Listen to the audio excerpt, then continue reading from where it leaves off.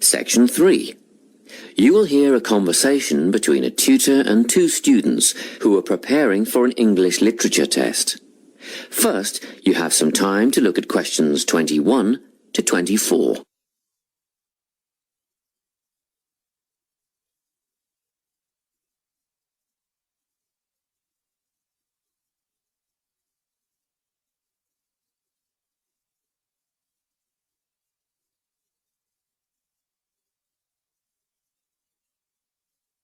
Listen carefully and answer questions 21 to 24.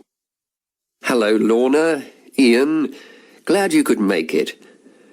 You're the only two who put your names down for this literature tutorial, so let's get started, shall we?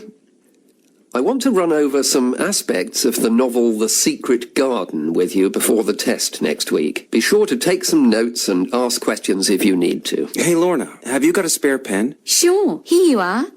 Okay, so the story follows two key characters.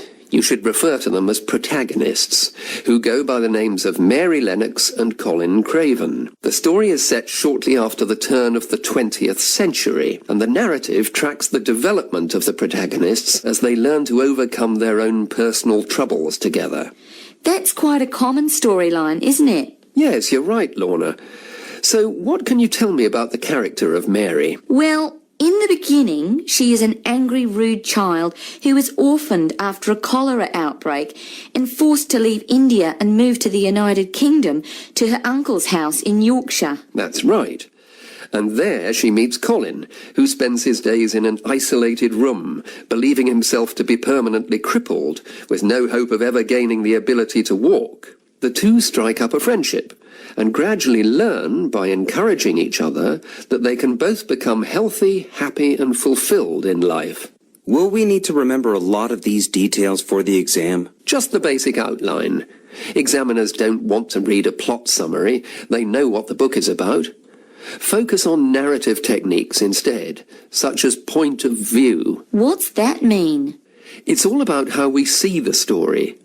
This story, for example, is written from the perspective of what is called an omniscient narrator. Omniscient means all-knowing. So, as readers, we get to see how all the characters feel about things, what they like and don't like, and what their motivations are in the story. Before you hear the rest of the conversation, you have some time to look at questions 25 to 30.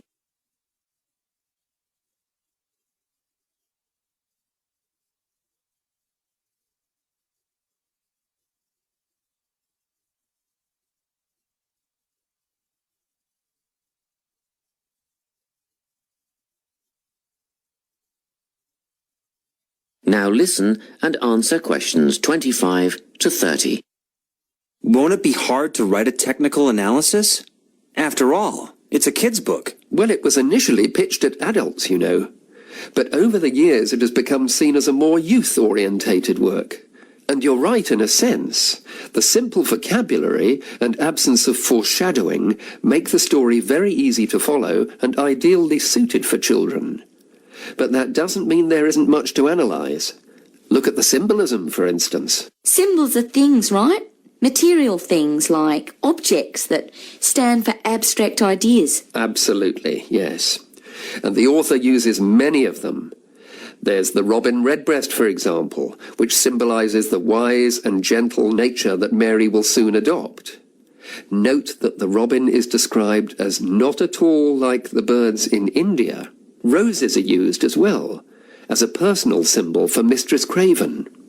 You'll see they're always mentioned alongside her name, and Mistress Craven's portrait can also be interpreted as a symbol of her spirit.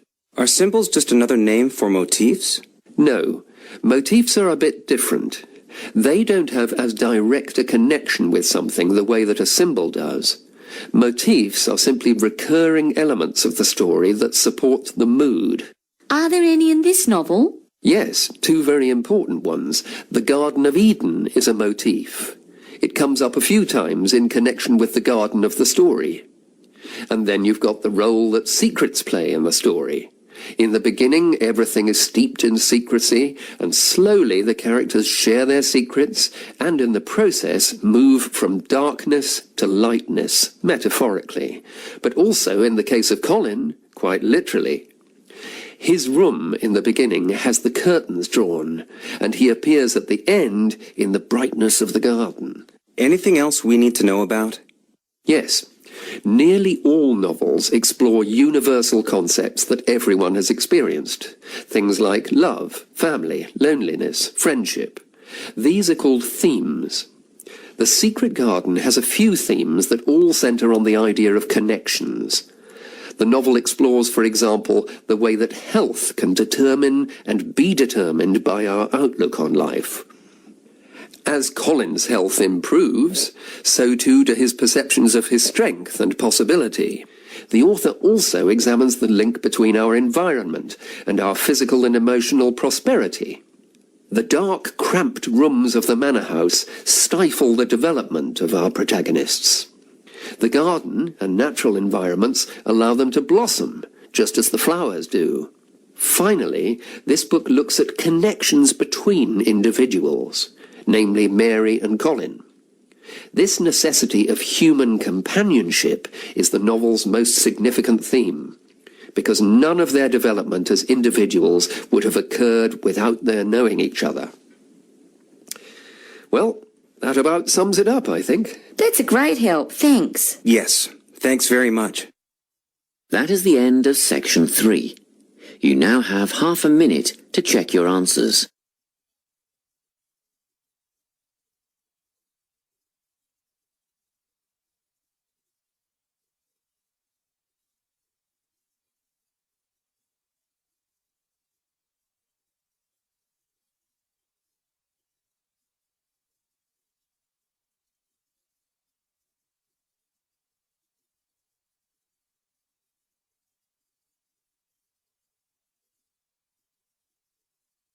Now turn to section 4.